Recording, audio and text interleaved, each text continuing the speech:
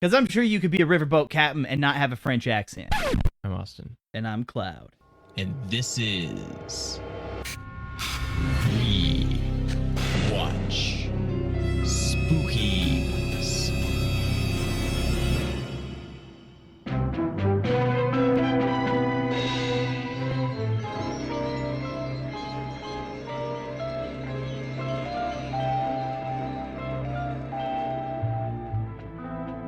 Today's movie is Child of Glass.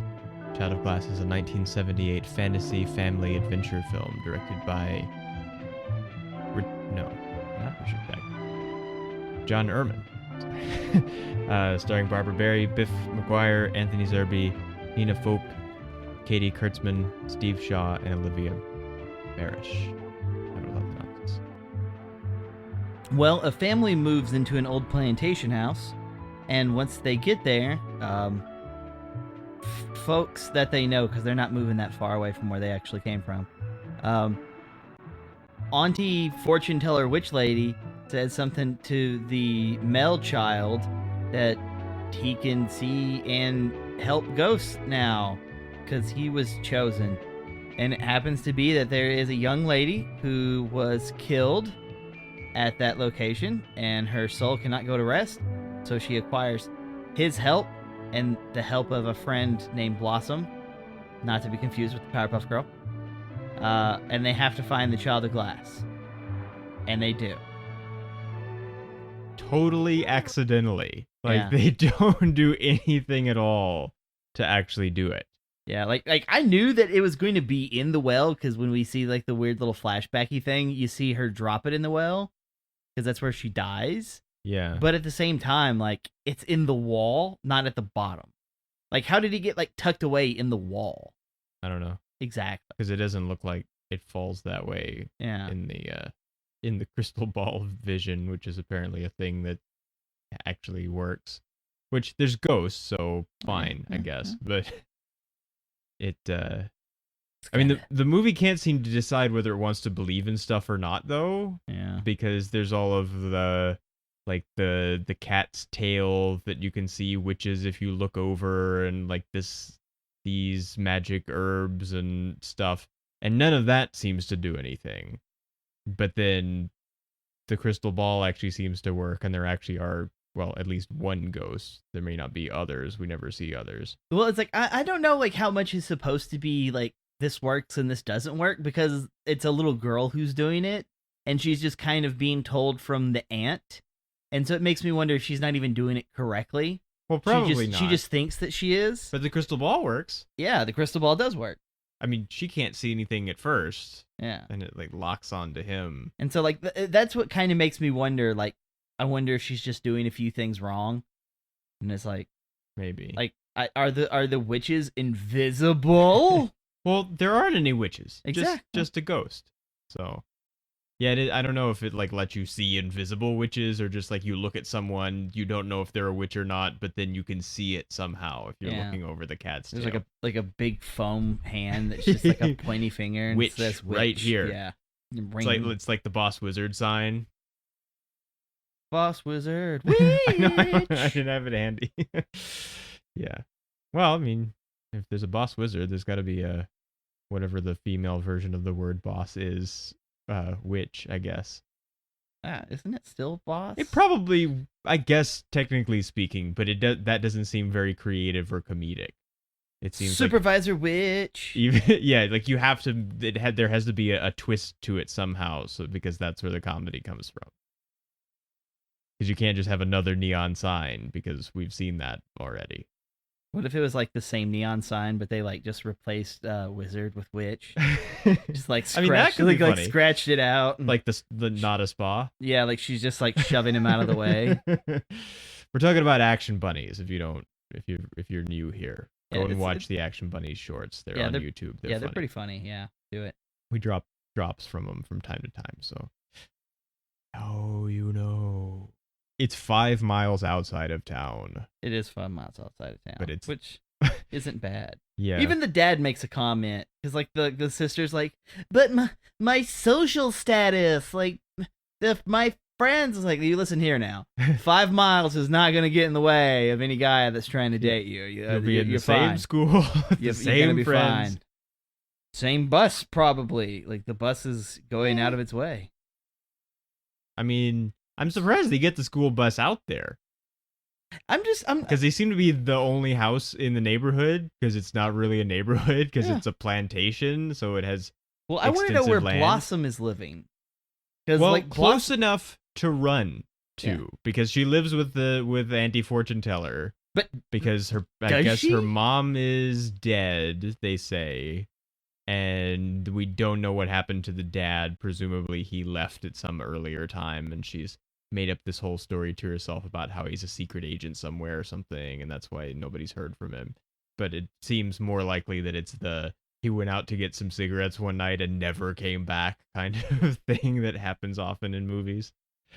Comes back with the cigarettes, being like, let me tell you about the evening I had. Dad, it's been like 10 years. You don't say! But she seems, I mean, I guess she lives there. She's the only one that she seems to have as family. And it's not, I mean, it doesn't seem like that much of a house. It kind of seems like It's a shack. It's a shack where you go to get like your fortune told and stuff. And there's a like really handmade looking sign that points the way down this kind of creepy looking path into the forest. Bro, it's not even creepy. It's just like dirty. Like, Mo, please. Yeah, well. Overgrown. I mean, now if there was like smell of chewing tobacco, maybe some whiskey kept in that old flask. Well, there is some whiskey. It's not a flask. He just buys the small bottles so he can carry them around. I guess maybe he just keeps a small bottle handy and just fills it up. But that seems like more work than he would put out. And requiring more coordination than he commonly has available to him because he drinks so much, even though he only drinks from small bottles. Yeah. See what the mayor was missing out on little things? Like, those little pizzas might have a kick. You don't know. Yeah. Quite filling. Magic little pizzas. God damn it. What did she call that thing that he was supposed to work on? The gazebo. Gazebo, thank you. Yeah. Like, I really like how they keep calling back to the gazebo through the movie. Even though it's of no consequence at all. Yeah, it's like of no consequence. And then like towards the end, like the super important old lady who doesn't leave her house shows up to the party. And then the mom just kind of breaks down and is talking about she couldn't even get the gazebo. It leans. And it's like, but it's always leaned. Yeah, it always did. It always did. Yeah. And I really kind of enjoyed how the ballroom-ish scenes played out. Because I don't really care so much for the mom, because I think the mom's kind of selfish in this whole I have to show off. Yeah, she's very show-offy. She wants the social status away from whatever her name was. Said other rival woman. Yeah. It's a very, like, live action How the Grinch Stole Christmas kind of thing. Like, they compete for social status, and she's got the big Christmas lights, and she doesn't have as much Christmas lights, and, like, we don't know what kind of plantation she has or anything if she's throwing the parties. Apparently it doesn't interest the old lady very much because she has not been out in like 40 years. Well, I like the party. I don't like the reasoning behind having the party. No, it's a very selfish reason for a party. But then, like, when the old lady does show up, because I'm not going to remember her name, when the old lady shows up, like, the way everything is shot and the way that the people have to act to represent it, it's like a really, really powerful kind of moment. Because she shows up and then, like, everything gets quieter. And then it's just like, darling. Because other people notice and she hasn't noticed. Yeah, darling, I think so-and-so is going to be even more green with envy because you have a guest. And she turns, and there she is in this black dress, and it's like, oh my goodness, she showed up. And then whenever she goes out to the dance floor to dance with the husband, everybody just kind of gives her space because, like, they all know how important this woman is. Yeah. You know, even though it's not really explained in the movie, it's just, here's this lady, she is really old, she is from this time period, and she never leaves her house because no one's parties interest her. So it's like she is the goal to reach. And it's that kind of structure, as limited knowledge as it is, makes it interesting anytime she's involved. Well, it is a little bit surprising because this was made, like I called it a film. It is a film, but it is technically an episode of the Wonderful World of Disney on NBC that ran for like 20, 30 something years. It was the same as what was it called? The Wonderful World of Color, and they called it several different things at various different times. But it's Disney. Yeah. And it's on television, and there's a lot of at least seemingly non-Disney kind of ideas here that aren't like, it's not the bad characters that have them, and like nobody, I guess the party kind of gets wrecked, but then it's saved at the end by the old woman being like, oh, it's okay and everything. That she's like really, really selfish and like wants to cause this other woman to be jealous, and there's just like there's nothing really about it that's like, maybe don't be that way because the kids are watching. Which I guess, take your kids to this one, even in spite of that. Well, it just makes me feel like she's a shallow person. Well, she's very shallow. And because of her shallowness, why should I care about the things that are revolving around her? It's like, even like for like how she treats the son, like I can understand, all right, I'm going to use you a little bit as child labor because you're my child to kind of help clean up the place, but I don't see a need to like have him be part of it if he doesn't want to be part of it. Now, if he's going to be around, I think it would be kind of best to have him dress for the part because he's going to be around. Yeah. But if he's just like, oh no, I'm going to be like over here, like, all right, we'll just let him, because it's not like the party's 12 hours long. No. Yeah. But she also is very presuming of just everybody's going to be able to find Civil War era clothes to wear. In like just a couple weeks or something. I think the party is away from when they originally planned it. It's really soon because like they move in October, and the party is they act like it's supposed to be on Halloween, but it's the day before. Yeah, it's the day before.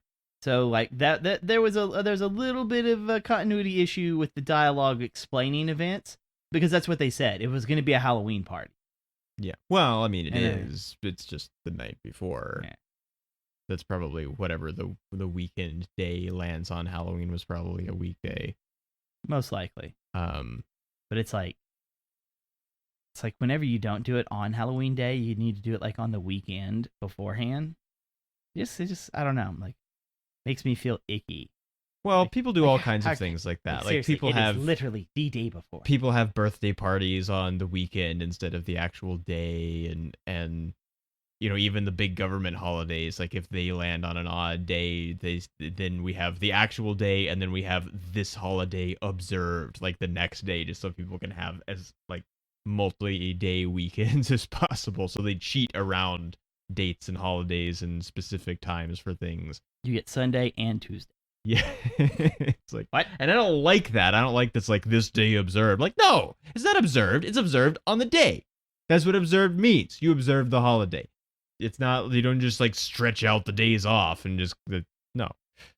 And you wouldn't have to do that if you would just anchor it to something besides, like Thanksgiving's always a Thursday because it's anchored to it's the third Thursday, not that was a specific date. I don't think maybe it is the fourth. Yeah, I think it's the fourth Thursday of every November. So then it's not, doesn't jump around. It's always a Thursday, so everyone knows what to expect. Now, I just kind of feel, now, this has nothing to do with the movie, but on a more neighborhood kind of structure, because this is supposed to be Halloween, I want to look at it like, okay, well, you got kids who are going to do stuff. You got parents who want to do stuff. A lot of these movies that we're watching for this month all take place like on the day of, before, like right on the precipice. All right. So I'm like, if Halloween does fall on a Tuesday is a weekday. So maybe you don't want to have kids doing stuff on a school night or something. So when are you supposed to do it? Are you supposed to do it on Friday before, Saturday before, Sunday before? I think I know like some places will do this, and it's like, hey, we're gonna really break it down, and it's like, okay, we're actually gonna have like the trick or treating done on this day instead of actually Halloween Day. And like I said, like I know some places do it. I think more places need to do it. It needs to be a bit more evident, where it's like everybody knows anyways. Because like even though we don't have kids, I live in a neighborhood where kids do come by. So I'd like to know what day this is supposed to happen so I can shut my lights off, because I ain't got no money for candy. I'm sorry, kids. I don't.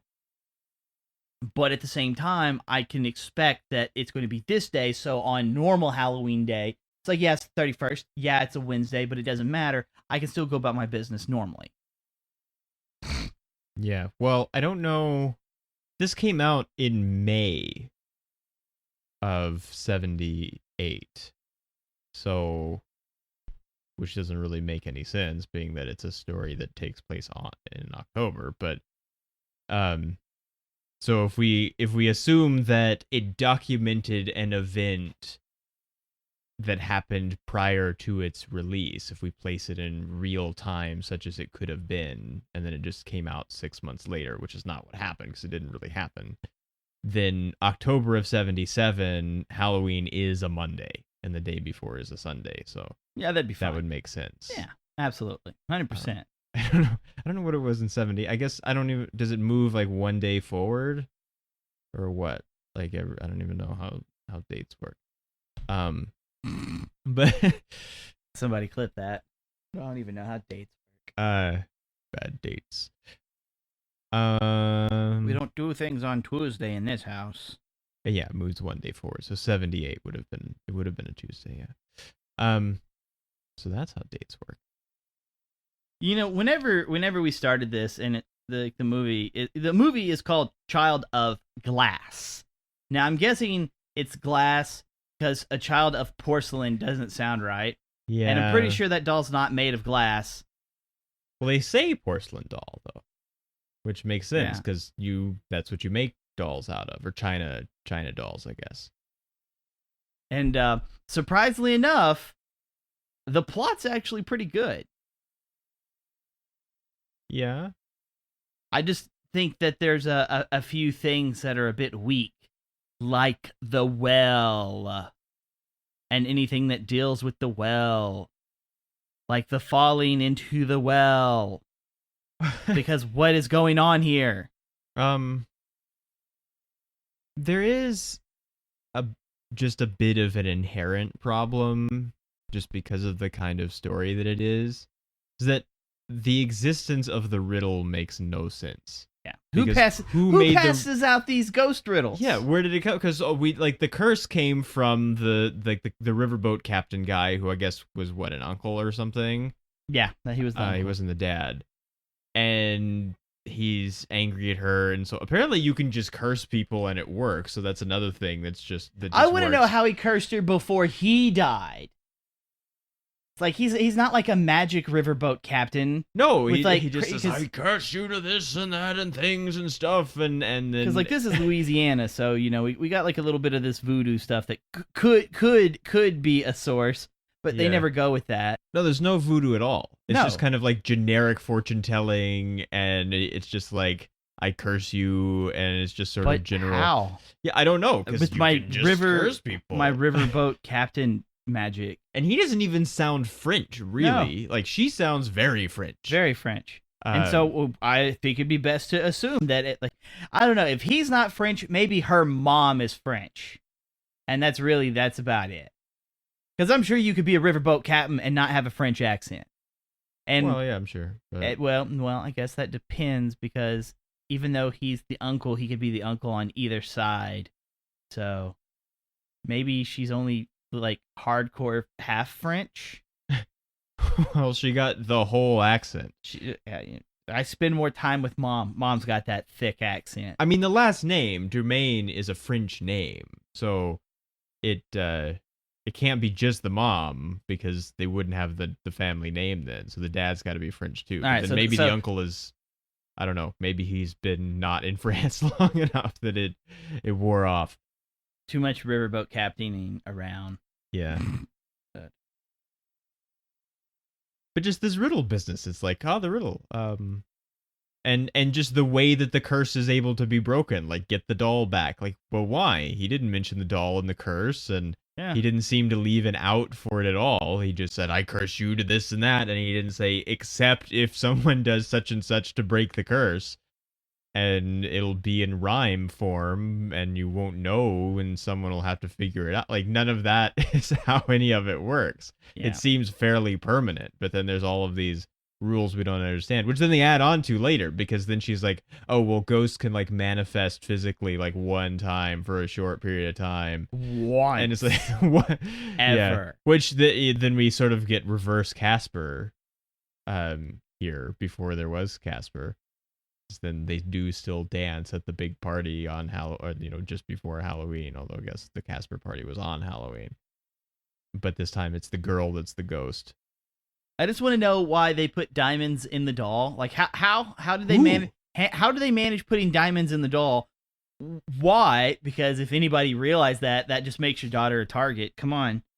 Well, and it's real easy to make off with too. You can just pick it up and run away. It's not hard to carry or hard to hide. I don't know. It doesn't. The whole like treasure thing is really secondary, except it's not. Well, it feels like it's is. secondary, and the breaking point for that is whenever Jermaine, I think that's her name, Jermaine. What? The ghost? Yeah. Well, the last name is Dumaine, but her name is Inez. Annette Dumaine. Inez okay. Dumaine, yeah. When she says what her name is, just as when she's fading back into the spirit world, it's very hard to understand what she says. Yeah. But whenever she kind of has that almost a tantrum, whenever the boy brings up the treasure. Yeah. And it's just like, that right there. You put a pin in it. Now I know it's important. Yeah. And I almost feel like it shouldn't be, because it's like the kids getting the diamonds in the end. Like, what did that actually serve? Not really anything. Because even the drunkard that was trying to kidnap, attack, kill him or whatever, he didn't even know about the diamonds. No, so it wasn't like he was after them for the diamonds. Yeah, so it's just because they knew he burned down the barn. And it feels like a cheat. Like, instead of the kids doing something good because it's right, it's like it almost feels like they just got paid off though. Like if the diamonds never actually played any importance, because like, oh yeah, the daughter never did have the diamonds. Yeah. And so like her death is completely unjustified. And I'd be more satisfied with that, because it doesn't feel so much like a cheat. Well, the diamonds, I mean, it's not nearly as major as this, but I think it would have actually been better if the diamonds were not, like, the treasure didn't exist. It was just a story. Or maybe it did and she just never had it, and so she was killed for nothing. And so it just adds to the tragedy. Exactly. Having them actually be there at the end lessens it in a way, sort of like, it's kind of like Ares shouldn't be real at the end of Wonder Woman. It's just like, you can talk about it the whole time as if it's important, but then when it comes time to find out whether it's important, it turns out it's not. And so it reinforces the rest of it as being the things that were important. But then no look diamonds. And I guess Blossom doesn't really have money, so I guess she will benefit from having the diamonds. But like, his dad is a lawyer and stuff, and they just bought this big plantation and they throw this big party, and they don't seem to really need money. So No. it's not so much a thing for him as it is for her. Well, it's like the kids don't know what to do with diamonds. Like that, well, no. like that's a balancing step. It's not like they're adults who understand like how you would go about handling such expensive stuff. It's like, oh no, it's like diamonds. Hey, diamonds are worth money. Yeah. Like, what are you gonna do? How are you going to actually use it? Like, that's kind of the issue. Like, that's why I didn't want there to be diamonds at all. Yeah. Because it kind of keeps the kids staying as kids. Well, did we know it was diamonds or did we just know it was treasure? No, it starts off just being treasure, but it's diamonds later on. Because like whenever we have the crystal ball scene, like he says talks like about you the have the diamonds, diamonds. And that's whenever they're like that's when it's important, and now we know what to look for. Yeah. That's also when we see her fall down the well and the doll's in the well. And then every part of the riddle is immediately answered right there. Which I feel is kind of a cheat. Because if you're paying any attention, it's already over with. Now Yeah. it's more, it becomes about the journey instead of the destination kind of bit. Yeah. Because now you know what's going to happen, but how are they going to get to it? Yeah. Well, and the drunk guy is Anthony Zerbe, and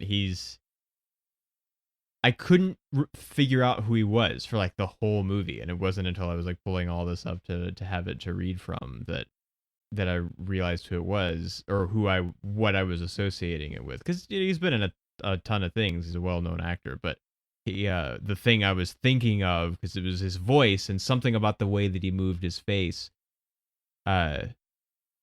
is that the two things that I know him most from are the second Timothy Dalton James Bond movie, where he plays one of the bad guys, and he's the like bad admiral guy in Star Trek Insurrection.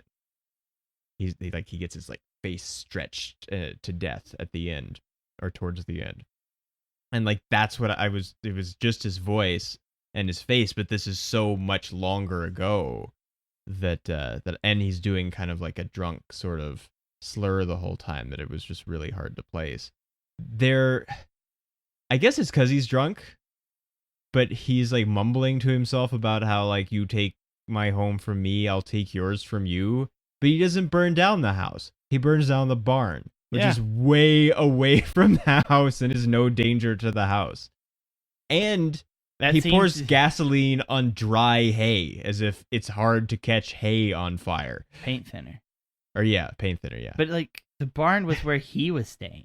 Well, yeah, so he burned down his home that wasn't place. His anymore, but just not theirs, because they don't live in the barn. The mistakes you make when you're drunk. Yeah. The barn is on fire. I don't remember the son's name, but he's not in the barn. No, which I don't know how they know, because like the firemen are still kind of scooping around in the wreckage, and they're like, yeah, he wasn't in the barn.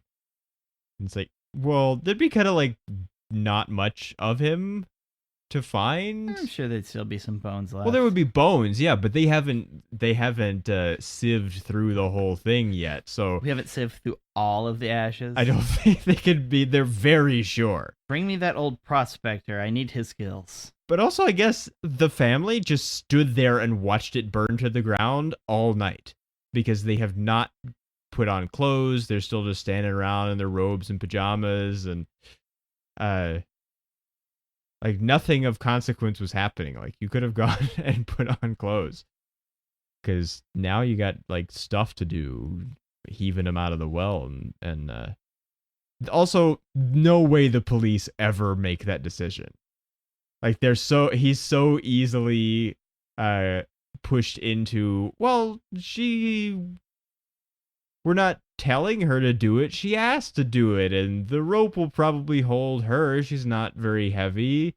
And they just go along with it and just drop a second kid into the well by a ye old rope. And then it was just hanging on the wall in the well house that no one has been in who knows how long.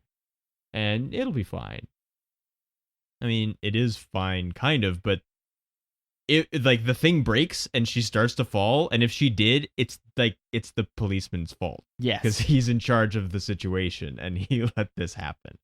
Well, I think it's the whole making haste bit, because even if you were to use the rope, no one paid any attention to like the surroundings until like what the was it the mom or the dad who tries to step on the edge, and then it starts to like collapse a little bit, and then like at that point you should be focusing on like the structural integrity of everything, because it's a well. Like, it's designed for things to go up and down within the well to get stuff out of it. Like, pay attention to that. If it's in good condition, you can use it. And they tried using it, but they didn't check its condition. No, they didn't. And so, like, when it does break it broke. and she, like, falls, it's just like, oh, well, she's dead. And, like, what's up with this? Okay, so, like, all the wells I've ever seen are more or less just a straight drop. Why does it have a ledge? Yeah, why does it have, like, a ledge large enough for a kid to just, like, be passed out on it? Yeah.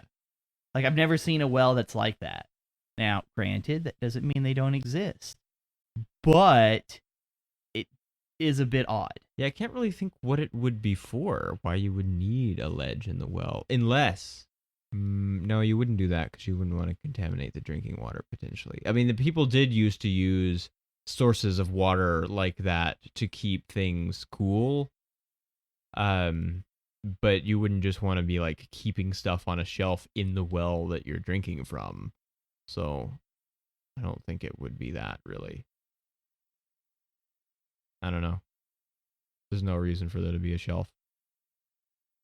And it's enough that he's able to fall into the well, land on it, be unconscious so that he cannot keep himself on the ledge by any means, and remains on the ledge. Yeah. So he doesn't just bounce off the ledge and fall down the rest of the well.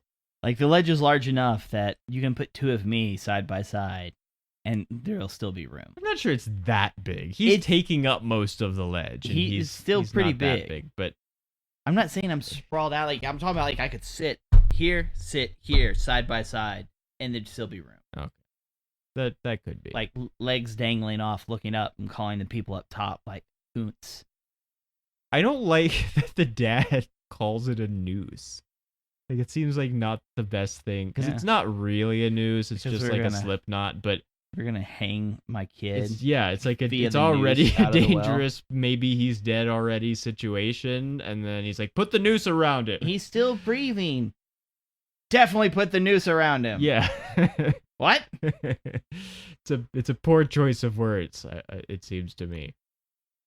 All right, so when it comes to characters, I am a stickler. So I don't like the mom. We don't get enough about the sister.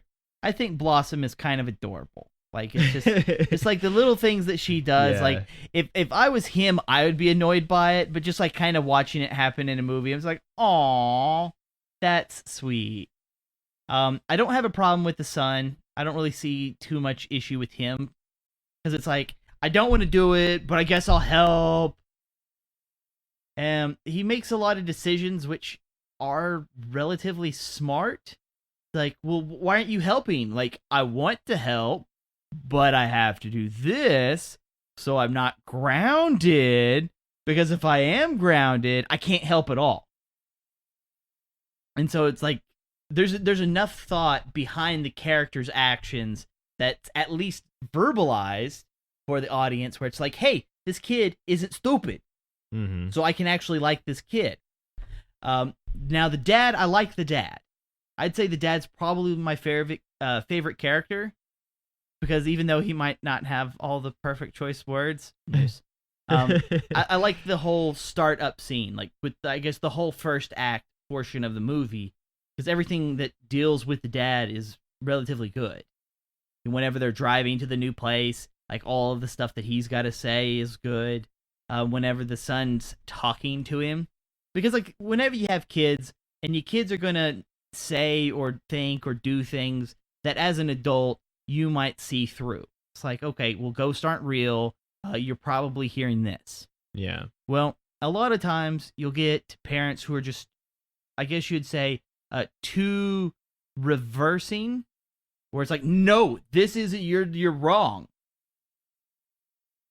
But with him, it's like, you don't believe me? It's like, I believe that you believe. Yeah. And so, like, while I might not agree with you, I can understand that you're believing the situation that you're in. And I like that. I think that's good for parenting. Now, it just may be because the son hasn't fully explained everything that he should have explained. It's like, all right, here. Well, because he doesn't explain very much. Yeah, it's like, Dad, you got to listen. All right.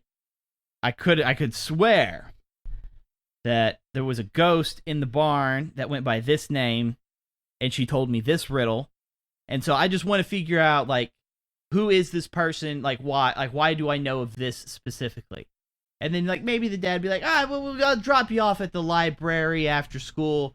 Let you look into some books that may have events, history events in this area, something like that, where it's like the dad's being supporting, but he's not just going to drop everything to just do this wild goose chase. Yeah.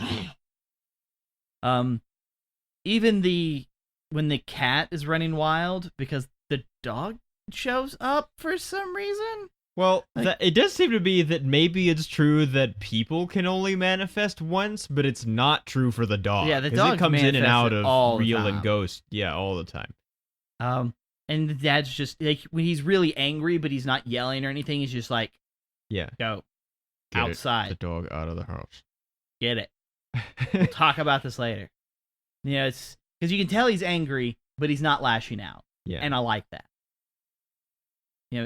It's one of those, like, hey, this feels like a real dad. Yeah. A good dad who's real, but he's a character in a movie. This is crazy. Yeah. So I really like him. Like, top notch. Need more characters like this. Mm-hmm. Well, even when he's not being a dad, when he's just being a husband. The lawyer tactics. Yeah, the lawyer. Yeah, boy. Like, was it? Criminal lawyers will drag things out. Business lawyers will beat him to the punch. Yeah. And I'm like, oh, that's a really good way of explaining that. Oh. So, yes. Because she's busy just presuming a ton of information. Like, of course she had her party then because she knows, even though we've told no one about our party yet. But and he's like, well, hang on. Let's think a minute. Now, I can kind of understand, like, some of that, because if everybody knows you're moving and you're in direct competition with somebody, chances are they are going to have a housewarming party. You just have to guess when they're going to have it. I do kind of wonder if anyone but them two know that they're in competition, though. Like, does the rest of the town actually care about I was going to this? say, like, do they actually care? It Like, doesn't knowing seem isn't like- important. It's caring. I don't. It doesn't seem to be of that much consequence to it. Because even when the party starts to fall apart, people aren't, like, taking sides or anything. It's just, like, she's laughing because she feels like, oh yes, her party is ruined. This is great for me, and she's all depressed because the party's ruined and it's bad for her. And it's only the old lady that has any opinion on it at all. The other people are just kind of like, well, I guess the party's over, and they start to kind of file out. Fuck that. But, There's still food on that table. There is food on the table and punch and There's lots of food. like It's like a pyramid of meatballs on that plate. yeah, I'm not sure if they're meatballs. I think they might be like baked apples or something, like tiny apples. I was gonna say, like, Because those I've are seen really that. small. I know what that thing is, but I can't think of what it is. I've seen that as a thing before. They look delicious. I don't think it's meat though. I think it's something sweet. But it's not even like that the drinking is necessarily bad. I guess his drunkenness is bad. But everyone is drinking. Yeah. Because there is bourbon in mint juleps. They don't say it, but that's what's in them. So they don't there's no like drinking is good or bad, just people are drinking. The mint water fine. or whatever that is. What? They're like when the old lady in the black dress shows up and she's like, oh yeah, I said back. mint julep, that's what it is. Okay, mint julep. Mint julep, Okay. yeah. Hell yeah, I'll partake upon that mint julep, and that's a big ass glass too. Well, it's over. Like you make a mint julep in a glass full of crushed ice. So the crushed ice takes up, like you pack it full of crushed ice to start with, and you use silver cups for just traditional reasons. But we're gonna need more mint, and we're gonna need more bourbon. Well, I mean the mistake that most people make in the 70s when they make a mint julep is that they, in the same way that when people make an old fashioned, they like muddle the heck out of the fruit in the glass, and so then you just have fruit bits getting in your mouth when you're trying to drink, and it's unpleasant and not really additive, and that's not what you're supposed to do. People do that with mint juleps too. They take some mint and they put it in the glass, and then they muddle it around and beat the heck out of it. And so then you have these tiny pieces of mint getting in your mouth all the time when you're trying to drink, and that's not what you're supposed to do. you're supposed to have the giant sprig of mint in the top of the glass. And so when you go to take a drink, then your face is in the mint and you get the smell of the mint. And because it's sticking in there, it's getting some of the mint oil and stuff in it. But you don't beat the mint up. And so you have tiny pieces of mint in the drink. Yeah. It's just supposed to be some mint. It's not supposed to be all the mint. All the mint. It's not supposed to. You're not drinking toothpaste, so it's not what it's for. What do you mean we're not drinking toothpaste? What kind of fucking party is this? Yeah. The only thing about the mom is that I do kind of feel bad about the lamp, because it is like the ancestral lamp or something, like it belonged to the grandmother. Wait, I don't remember the lamp breaking. It falls off the table. And okay. the light goes out. So and it's like a Tiffany kind of like stained glass shade. There's no way it fell off a table and didn't break at least some of it. So like everybody's grandma's stuff was getting ruined that night. Yeah, the dress, The lamp. which I guess in a way kind of makes it okay, because she loses her lamp, she loses her dress, and so they both get what's coming to them kind of for their dumb competition and jealousy. Yeah. Yeah, I mean, I guess you can probably clean the dress. You can't really unbreak the lamp. I guess depending on how bad it's broken. Yeah, I don't really know what she got on the dress anyway, but it's hard to tell. Grape juice. Yeah, I don't think it was grape juice. We're gonna need some OxyClean for that. There is a little bit of, even like this is the 70s, but they're going like full south still here. Like all of the butler types are all like black dudes, and it's on a plantation, and there's like the one old white butler lady who just Yeah. like frowns at all well, of the that's kids. the aunt.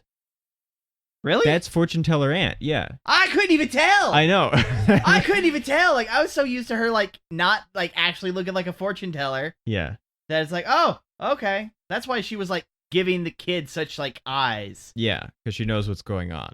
It's just like he was She's- just stuffing in his on it. face, and I thought it's just like, get away from the table, quit eating, you little munchkin. Yeah. It's like, oh no, you supposed to be doing shit. Yeah. I legit. All right, now speaking of that damn kid, because when they have the doll, and he knows what he's got to do, and then they're in the cemetery, and the guy's there, Mhm. and they escape long enough to get into the tomb, or the little like the area with the door, The crypt. Yeah, the crypt.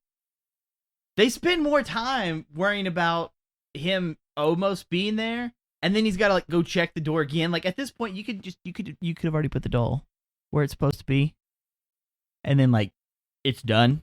Well, they don't know what's going to happen, I guess. They don't know. I mean, there's nothing else in the riddle. There's no ritual or anything. And as one is kind of vague, because it's not really like they just put it kind of on top of the casket. It's not like they have to actually give it to the body or See, anything. like that's what I was thinking. Like they were gonna have to push it Yeah, open, open the lid. and then like put it in. But I guess that'd been too scary or Yeah, something. It's too Well, you graphic know. to see somebody dead.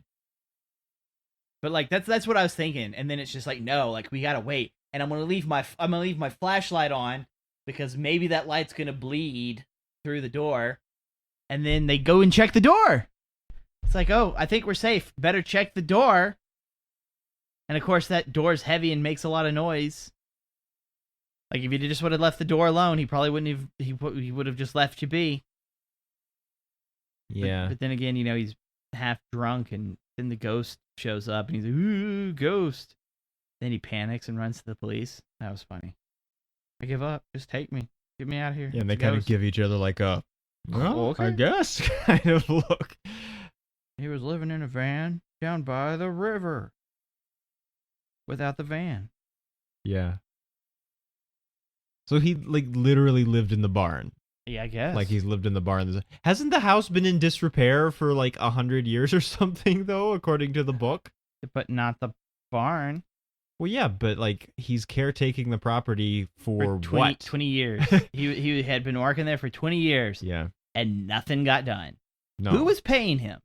Who owned the house beforehand? I mean, they said they bought the house because they mention properties like this don't come up for sale too often. So somebody sold the house. But I mean, there's a little bit of I mean, there's the reverse Casper thing, but there's also some parallel to Haunted Mansion, except there's no, I mean, there's still like a curse and there's a ghost and there's no dead people in the backyard. Like they're still within running distance because everything is within running distance. They don't even have bicycles. They're not even like good 70s like save the situation kids. They just had to run. Inserts running montage. But they don't explain why the house was for sale. Yeah. It just is, even though nobody's lived there in a super long time. But someone was paying him to, I guess they never came to check to make sure he was doing any work. He says, "It's my day off." It seems like that was kind of every day. Yeah. You think he would have been working on that gazebo, but I guess not. Yeah. It always leaned anyway.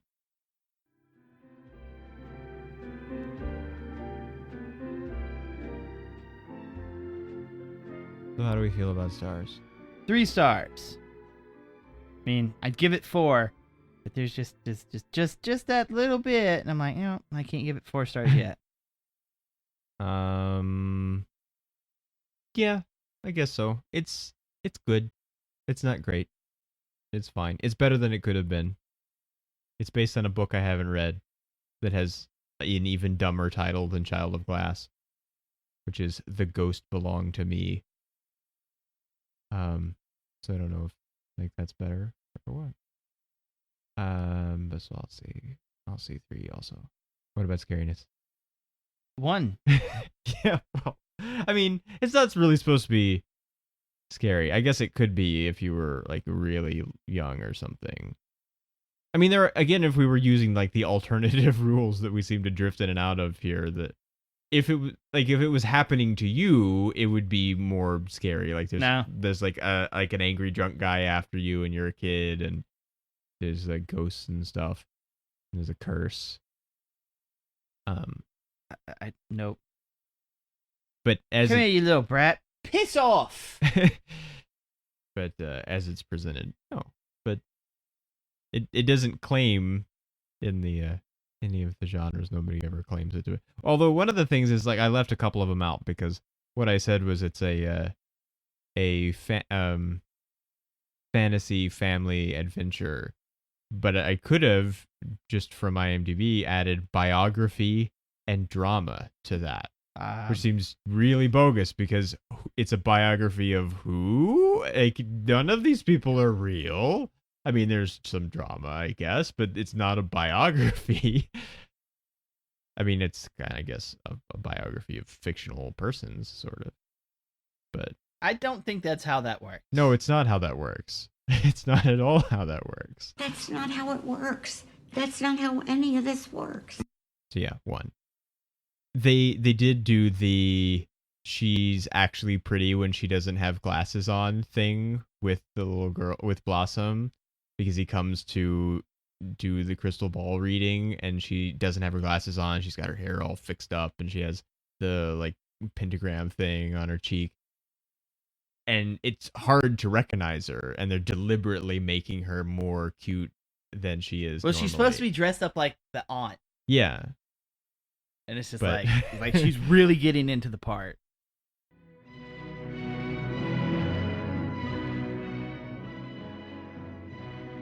Yeah, that's all we have to say about Child of Glass. We'll see you next time. Later.